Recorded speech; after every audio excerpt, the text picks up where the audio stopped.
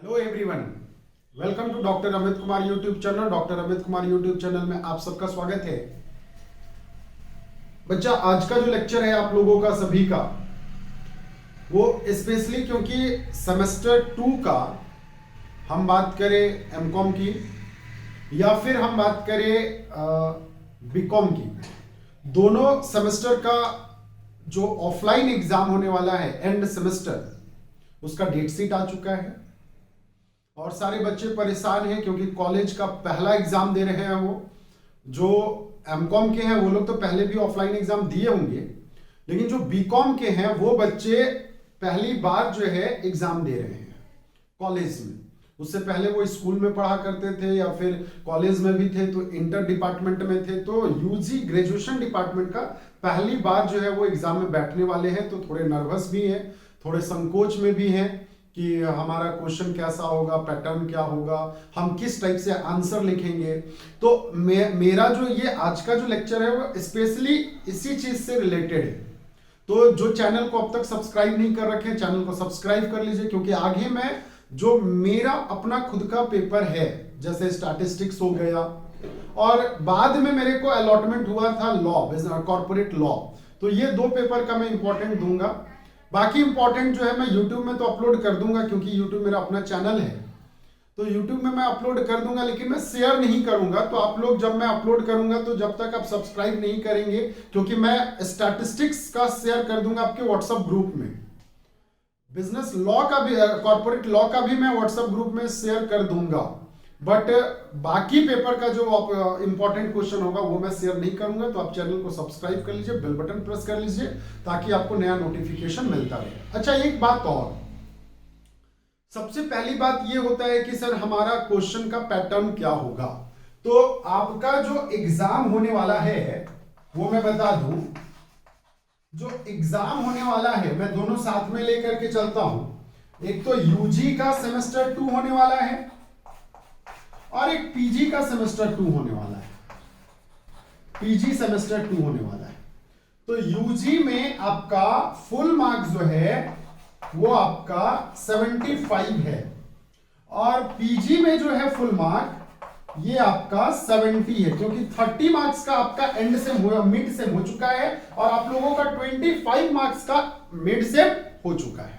तो ये तो बात आ गया आपका मार्क्स का, मार्किंग स्कीम का, कि हमारा यूजी में कितना नंबर का आएगा क्वेश्चन और पीजी में कितना आएगा। तो दोनों में वही होता है। आप अगर यूजी की भी बात करो तो इसमें भी आपका ग्रुप ए में क्वेश्चन होता है, ग्रुप ए होता है और ग्रुप बी होता है। अच्छा, अगर हम बात करते हैं पीजी में, तो पीजी में भी आपका ग्रुप ए होएगा और ग्रुप बी होएगा। दोनों का सेम कहानी है, कोई अंतर है नहीं। इसमें दो क्वेश्चन होते हैं, क्वेश्चन नंबर 1 जो कि आपका एमसीक्यू होता है और एक होता है क्वेश्चन नंबर 2 जो कि आपका शॉर्ट क्वेश्चन होता है। शॉर्ट क्वेश्चन होता है जिसका मात्र 5 मार्क्स वैल्यू होता है और ये 10 मार्क्स का होता है, तो टोटल 15 मार्क्स हो गया। बाकी आपके जो 60 मार्क्स के जो क्वेश्चन है ये आपके लॉन्ग क्वेश्चन होंगे, लॉन्ग क्वेश्चन होंगे और इसमें 15 मार्क्स का एक क्वेश्चन होगा। करने कोई 4 क्वेश्चन है, 4 क्वेश्चन है, तो 15 चौके 60 हो गया, ये कहानी खत्म हो जाता है।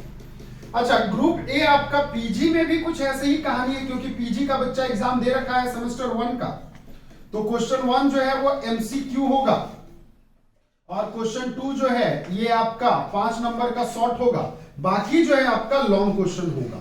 तो ये तो एग्जाम आप दे चुके हैं, इसलिए इसमें मार्किंग का पत्ता नहीं, ये बात ही नहीं है। बात करता हूं मैं आप लोग एग्जाम जो टॉपर्स होते हैं, जैसे हम लोग जब कॉपी चेक करने जाते हैं तो कैसे कॉपी को हम लोग ज्यादा मार्क्स देते हैं। मान लेते हो आपकी कॉपी आई हमारे पास, या रांची विश्वविद्यालय की बहुत सारी कॉपी है, लगभग 6-7 हजार कॉपी आता है, तो वो कॉपी में सबसे अच्छा मार्किंग स्कीम क्या होता है, मार्किंग हम लोग कैसे देते हैं। तो जो सही से लिखता है, क्वांटिटी नहीं क्वालिटेटिव मैटर जो लिखता है, क्वालिटी मैटर जो लिखता है, हम लोग उसको मार्क्स देते हैं। ये नहीं कि आप 10 पेज लिख दीजिए, 20 पेज लिख दीजिए, 50 पेज लिख दीजिए तो हम लोग मार्क्स देंगे, ये बिल्कुल नहीं होता है। मैं आज की क्लास में, आज का जो क्लास है ये बेसिकली इसी चीज को लेकर के है कि हम एग्जाम में अपना आंसर शीट कैसे लिखें। तो आंसर शीट लिखने के लिए मैं आपको आप यूजी के स्टूडेंट हो या पीजी के स्टूडेंट हो, डजंट मैटर, दोनों का जो स्टूडेंट है, दोनों स्टूडेंट इसी पैटर्न को फॉलो करेंगे। आपका मार्क्स एक नंबर नहीं कटने वाला है, आपको फुल में फुल मार्क्स मिलने वाला है। तो अगर जो आज का ये वीडियो देख रहे हैं, यकीन मानो उनका मार्किंग स्कीम जो है सेमेस्टर 1 से अच्छा मार्किंग हो जाएगा इस बार। सबसे पहला मान लेते हैं आपको ये 3 पेज मिला। एक एग्जांपल दे रहा हूं ये है आपका पेज नंबर 1, ये है आपका पेज नंबर 2 और ये है आपका पेज नंबर 3। मान लेता हूं इस टाइप से आपके पेज होंगे। पेज नंबर 3 जरूरी नहीं है 3 ही पेज होगा, और भी बहुत सारे पेज रहते हैं, आप जितना चाहे यूज कर सकते हैं, क्योंकि आपने एग्जामिनेशन फी दे रखा है तो इसलिए कोई पेज का लिमिटेशन नहीं है।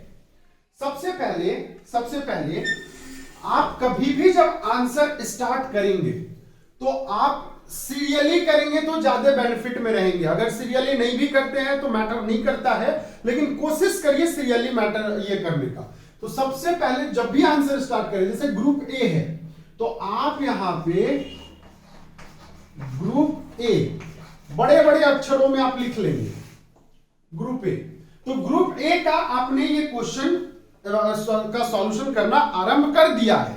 अब ग्रुप ए जब लिखेंगे तो इसमें सबसे पहला क्वेश्चन, तो आप उसको लिखेंगे किस टाइप से वो देख लो। लिखेंगे आप किस टाइप से वो मैं बता देता हूं आपको, ताकि उसमें आपको समस्या ना आए किसी भी तरह का। यहां पे जैसे आपका ये कॉपी का मार्जिन है, ये रूलिंग कॉपी दिया जाता है आप लोगों को। मैं कॉपी भी लिख बना देता हूं इस टाइप से। ये लाइन है कॉपी का, है ना, और ये मार्जिन है, ये मार्जिन है, ठीक है, ये मार्जिन है आपका। इस टाइप से कॉपी के लाइन रहते हैं, इस टाइप से। देखो बच्चे, सबसे पहला काम क्या करना ना आप लोग, सबसे पहला काम करना, जितना मार्जिन है जितना बड़ा उसे हाफ, इधर एक अपने से एक ना लाइन खींच लेना, हाफ। जैसे अगर मार्जिन 1 इंच का है तो ½ इंच का लाइन खींच लेना, और यहां पे आपको नहीं लिखना है, ये खाली स्पेस रहने देना, छोड़ देना इसको लिखने का, ठीक है। पहला पैटर्न ये लिखने का छोड़ देना। इससे क्या होता है, जब ये इसका बेनिफिट भी मैं 1 बाय 1 करके बताते जाऊंगा। जब कॉपी का बंडलिंग होता है, ठीक है, तो जब कॉपी बांधे जाते हैं तो ये ना लास्ट में रस्सी टाइट हो जाता है तो ये मुड़ जाता है। हो सकता है वहां पे कोई आपने वर्ड लिखा होगा, तो ये वर्ड जो है, क्योंकि इधर तो मार्जिन है आपका, इधर मार्जिन नहीं है, तो उसी वर्ड से रस्सी से कट जाए तो वो फिर आपका गया, ठीक है। तो इसलिए मार्जिन इधर छोड़ने हैं, पहली बात। तो ये आपने बना लिया। अब जैसे ग्रुप ए लिख लिया आपने, अंदर में नीचे मार्जिन में नहीं, यहां पे लिखेंगे आप इस तरह से, आंसर टू क्वेश्चन नंबर 1, ये आप लिखेंगे। आगे बात समझ में, एकदम बड़े बड़े अक्षरों में, आंसर टू क्वेश्चन नंबर 1। और अगर आप इसको ब्रेकेट ये ब्लैक पेन से लिख पाए तो और बेटर है। अगर ब्लैक पेन नहीं है, ब्लैक और ब्लू का कॉम्बिनेशन यूज करिएगा। ब्लैक पेन से लिखेंगे तो आपका मार्किंग स्कीम और बढ़िया जाएगा। तो आप लिखेंगे आंसर टू क्वेश्चन नंबर 1, पहला का हो गया ये। अब इसके बाद क्योंकि ये एमसीक्यू है, तो जैसे क्वेश्चन नंबर 1 होगा इसका, या इसका ए होगा या 1 होगा इस टाइप से, तो 1 लिखेंगे। 1 का ऑप्शन मान लेते हो बी है, तो बी लिख लेंगे बगल में, और इसके बाद जो है उस बी में क्या लिखा हुआ है ये लिख देना, ये लिख देना। जैसे मान लेता हूं लिखा रहेगा हु इज द फादर, मान लेता हूं एक एग्जांपल दे रहा हूं मैं बिजनेस मैनेजमेंट का हाथ है किताब मेरे पास, तो मैं बिजनेस मैनेजमेंट का 1-2 क्वेश्चन ले लेता हूं। 1 मिनट।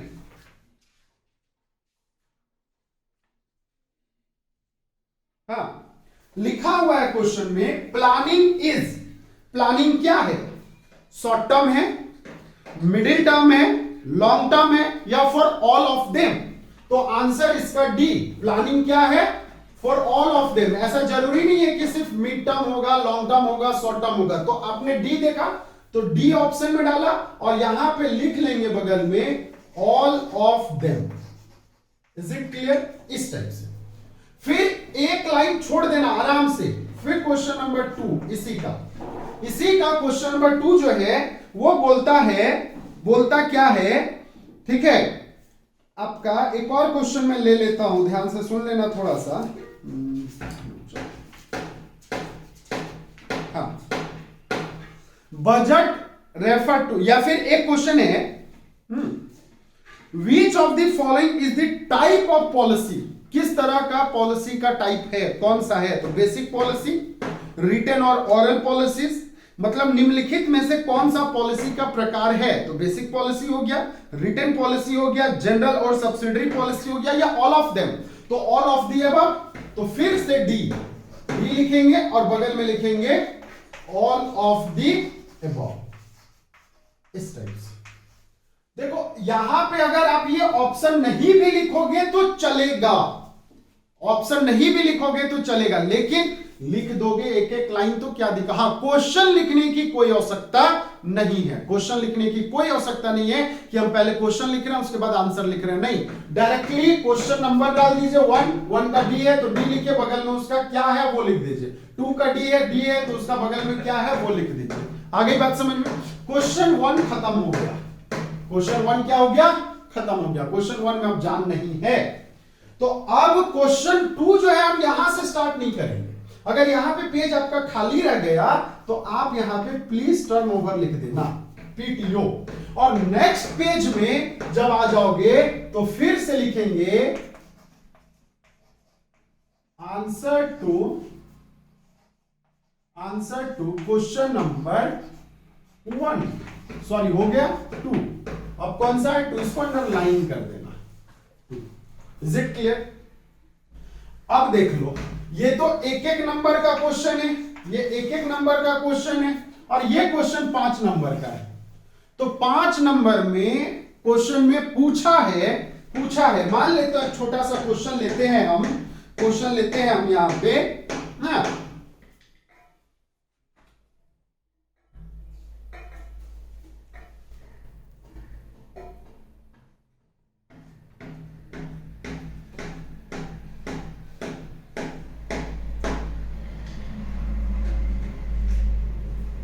क्वेश्चन पूछा है डिफाइन प्लानिंग। क्या पूछा है क्वेश्चन? डिफाइन प्लानिंग, और कुछ नहीं पूछा है, सिर्फ प्लानिंग को डिफाइन करना है। तो इसका आंसर में आप सिर्फ और सिर्फ क्या लिखेंगे बता रहा हूं। सबसे पहला इंट्रोडक्शन, प्लानिंग क्या होता है, कैसे होता है, ये इंट्रोडक्शन डालेंगे आप अपने से, और इंट्रोडक्शन लिख लेंगे, और यहां से स्टार्ट करने का, लिखने का स्टार्ट करेंगे, ये पैटर्न। Is it clear? ये पैटर्न। अब यहां पे मान लेते हो खत्म हो गया, इंट्रोडक्शन पार्ट कंप्लीट। दूसरा पार्ट आपका डेफिनेशन, ये हेडलाइन बना लेना, अगर जिसको नहीं आता है कोई बात नहीं, ठीक है ना। इंट्रोडक्शन लिख लेना, डेफिनेशन डाल देना, और डेफिनेशन में आप 2-3 डेफिनेशन तो राइटर का जरूर लिखना, according to dot inverted comma यहां पे, और यहीं से स्टार्ट कॉमा मत कर देना, एक लाइन यहां पे छोड़ देना और एक लाइन नीचे से स्टार्ट करना यहां से, ये वाला बात, ठीक ना, और यहां पे खत्म। इस टाइप से लगभग 3 ऑथर का डेफिनेशन, आपको कभी भी जब डेफिनेशन पूछे तो कम से कम 3 ऑथर का डेफिनेशन आपको याद रखने पड़ेंगे। कोई भी क्वेश्चन का डेफिनेशन हो तो एटलीस्ट कम से कम 3 ऑथर का डेफिनेशन आप याद रखेंगे। लास्ट में कंक्लूजन लिख देंगे। कंक्लूजन जो है मैक्सिमम आपका 4 से 5 लाइन जाने चाहिए, उससे ज्यादा नहीं लिखना, 4 से 5 लाइन। क्यों? क्योंकि क्वेश्चन कितना है? 5 मार्क्स का है। 5 मार्क्स का क्वेश्चन के लिए मैक्सिमम 2 पेज लिखना, मैक्सिमम 2 पेज। बहुत सारे बच्चे क्या करते हैं ना, इजी क्वेश्चन पा जाते हैं तो 5 नंबर वाले में लिखे जा रहे हैं। भैया 5 नंबर से ज्यादा आपको थोड़े मिलेगा, आपको तो जितना मिलना है उतना ही मिलेगा। तो 5 मार्क्स के लिए 2 पेज से ज्यादा लिखने की आवश्यकता नहीं है। और पैटर्न अगर आपने इस टाइप से फॉलो किया, पहले इंट्रोडक्शन लिख लो, फिर डेफिनेशन लिख लो, फिर कंक्लूजन लिख लो, तो 5 में 5 आएगा, लिख लो, ठीक ना। किसी का भी अगर आपका मार्क्स कटता है तो आप अपना आरटीआई के माध्यम से कॉपी चेक कर सकते हैं, कोई टीचर नहीं काटेगा, क्योंकि यह सबसे बेस्ट पैटर्न होता है। अच्छा, हर पेज में ये मार्जिन खींचेंगे, हर पेज में, जिस पेज में आप लिखेंगे उस पेज के साइड में मार्जिन क्लिक करेंगे। अब आ जाते हैं, ये खत्म हो गया ग्रुप ए। जैसे ग्रुप बी स्टार्ट करें, मान लेते हो ये फिर से यहीं पे आधा में ही इस खत्म हो गया, 1.5 पेज चला गया, 1.5 पेज चला गया पार्ट ए। तो आप यहां से स्टार्ट मत कर देना, इसको आप ब्लैंक छोड़ देना, इसको आप क्या छोड़ देना, ब्लैंक छोड़ देना, और फिर से लिख देना पीटीओ। कहने का मतलब सीधा सा बात है, new question in fresh page, नया क्वेश्चन फ्रेश पेज में बनाएंगे। आ गई बात समझ में, नया क्वेश्चन फ्रेश पेज में आप बनाएंगे। तो अब मैं बात करता हूं ग्रुप बी में। तो ग्रुप बी में फिर से वही कहानी, चलिए देख लेता हूं मैं आगे।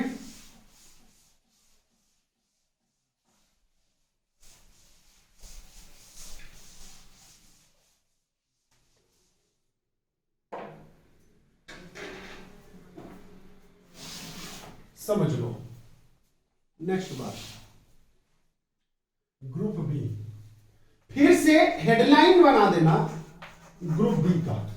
ये हेडिंग में लिख लेना पहले ही, ये हेडिंग जो है ना बच्चा लोग, सभी लोग लिख लेना ग्रुप बी बनाने से पहले। और ग्रुप बी बनाने से के तुरंत बाद फिर से लिख देना, जैसे क्वेश्चन नंबर 3 कर रहे हो तो अगेन फिर से आंसर टू क्वेश्चन नंबर 3, ये लिख देना। आ गई बात समझ में, आंसर टू क्वेश्चन नंबर 3। अब एक लंबा क्वेश्चन मैं आपके साथ डिस्कस करने वाला हूं, ठीक है, कि आपका एक लंबा क्वेश्चन दे रखा है। मान लेते हो व्हाट इज प्लानिंग, क्वेश्चन है, ध्यान से सुनना, क्वेश्चन क्या है, व्हाट इज प्लानिंग, प्लानिंग क्या है, इसके बाद बोलता है क्या है, डिस्कस इट्स नेचर, इसका नेचर क्या है, एंड स्कोप, बस ये क्वेश्चन है, discuss it's nature and scope, ये क्वेश्चन है। अब इस क्वेश्चन का हम लोग आंसर जो है वो कैसे करें, ये मुद्दा वाली बात है।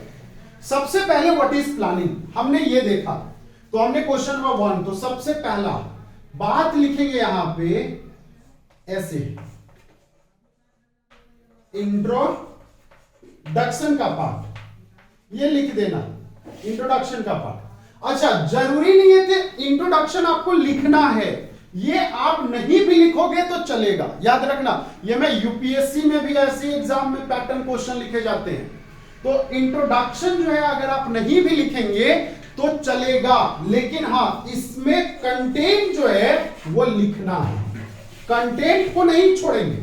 ये हेडलाइन इंट्रोडक्शन लिखना जरूरी नहीं है, मैं यहां पे प्लानिंग का मीनिंग लिख रहा हूं, नॉर्मल बात, मीनिंग। इंट्रोडक्शन कहने का मतलब क्या, मीनिंग। तो जरूरी नहीं है कि हम पहले इंट्रोडक्शन लिख ले फिर उसके बाद नीचे इंट्रोडक्शन लिख रहे, नहीं, डायरेक्ट हम लिखने का स्टार्ट कर देंगे, ठीक है। अब आ जाओ नीचे, जैसे ये कंप्लीट हुआ, एक लाइन यहां पे हम ब्लैंक छोड़ देंगे, एक लाइन हम यहां पे ब्लैंक छोड़ देंगे, और फिर नीचे लिखेंगे मीनिंग। अब मीनिंग हो गया डेफिनेशन, डेफिनेशंस ऑफ प्लानिंग। हम लोग क्या लिखेंगे बच्चा बताना, डेफिनेशन ऑफ प्लानिंग। अब यहां पे डेफिनेशन का पार्ट, इज इट क्लियर, यहां पे डेफिनेशन का पार्ट। तो डेफिनेशन का पार्ट में कम से कम 3 ऑथर का डेफिनेशन आपको याद रखने पड़ेंगे, और उसको अकॉर्डिंग टू फलाना ने, अकॉर्डिंग टू उसने, अकॉर्डिंग टू उसने आपको लिखना पड़ेगा यहां पे।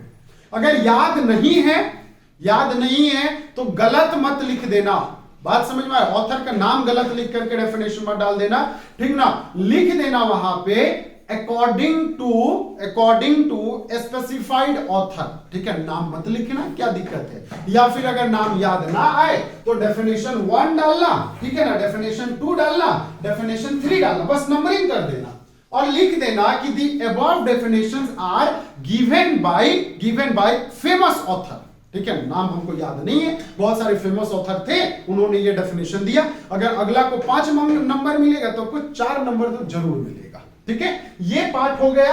अब इसी पार्ट में फिर से आगे कंक्लूजन लिखेंगे। क्या लिखेंगे? Conclusion. Is it clear? Conclusion लिखने में फिर से हेडिंग यूज नहीं करेंगे, कोई जरूरी नहीं कि हेडिंग यूज करना। तो सर कंक्लूजन में लिखेंगे क्या? इंट्रोडक्शन का 4 लाइन और प्लानिंग का चाहिए डेफिनेशन का 4 लाइन को चोरी करके यहां पे अपने लैंग्वेज में लिख देना है। ये हो गया व्हाट इज प्लानिंग का आंसर। ये क्या चीज का आंसर हो गया? व्हाट इज प्लानिंग का आंसर। अब हमको क्या चीज का क्वेश्चन पूछ रखा है? Discuss it's nature. तो भैया आप यहां पे हेडलाइन बना देना इस टाइप से, nature of planning. Is it clear? Nature of planning. Planning का नेचर लिख लेंगे और नीचे लिखेंगे इस टाइप से, following are the nature of planning. ठीक है, following are the nature of planning.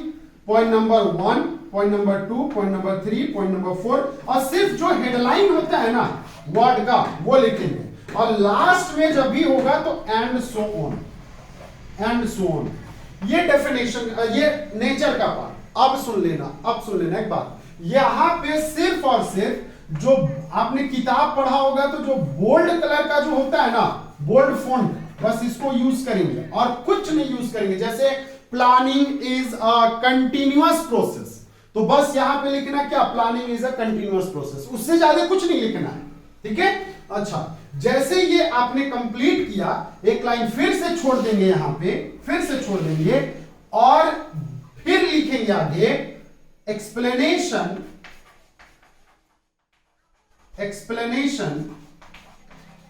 Of the above nature. हम अबव नेचर को एक्सप्लेन कर रहे हैं। फिर से पॉइंट नंबर 1 को यहीं पे लिखेंगे, और जैसे अगर ये आपने planning is a continuous process लिख रखा है तो आप यहां पे हेडलाइन देंगे planning is a continuous process. Continuous process, ये हेडलाइन दे दिया बच्चा। अब इसका एक्सप्लेनेशन ना आप यहां से करने का स्टार्ट कर देना, यहां से लिखने का आप एक्सप्लेनेशन स्टार्ट कर देना। सर ऐसा इसलिए कराया क्योंकि ये जो काम आपने किया इससे आपका पेज भरा कि नहीं भरा? अगर हाफ पेज भी चला गया तो हाफ पेज तो एक्स्ट्रा भर गया ना।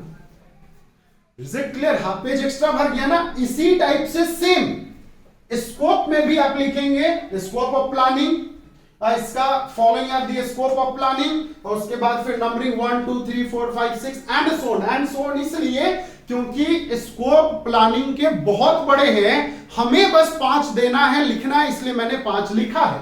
इसके अलावे भी है, बात समझ में आ रही? इसके अलावे भी है, आपको बस 5 देखना है तो 5 हमने दिखा दिया।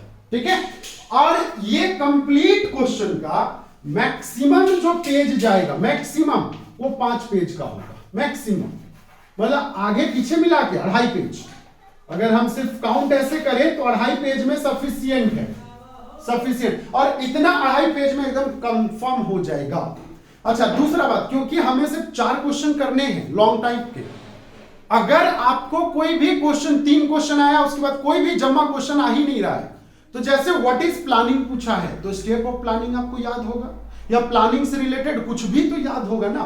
तो आप ना लास्ट में कुछ भी जरूर लिख देना, ब्लैंक क्वेश्चन बिल्कुल मत छोड़ना, क्योंकि अगर आपका 15 मार्क्स का है, आप कुछ भी लिखोगे तो 5 नंबर तो मिलेगा ना। तो 0 मिलने से अच्छा है 5 नंबर मिलना कि नहीं, बताइए। तो ये पैटर्न अगर आप लोग फॉलो अप करेंगे, पहला चीज पेज में मार्जिन छोड़ना, दूसरा चीज ग्रुप ए ग्रुप बी कहां से स्टार्ट कर रहे हैं ये एग्जामिनर को पता होना चाहिए। तीसरा, किस क्वेश्चन का आंसर दे रहे हैं, question number answer to question number 3, answer to question number 4, answer to question number 5, और ये ब्लैक पेन से यूज करेंगे तो और अच्छा रहेगा। बहुत सारे लोग हाइलाइटर यूज कर देते हैं, तो आप हाइलाइटर भी यूज कर सकते हैं, देयर आर नो इश्यू।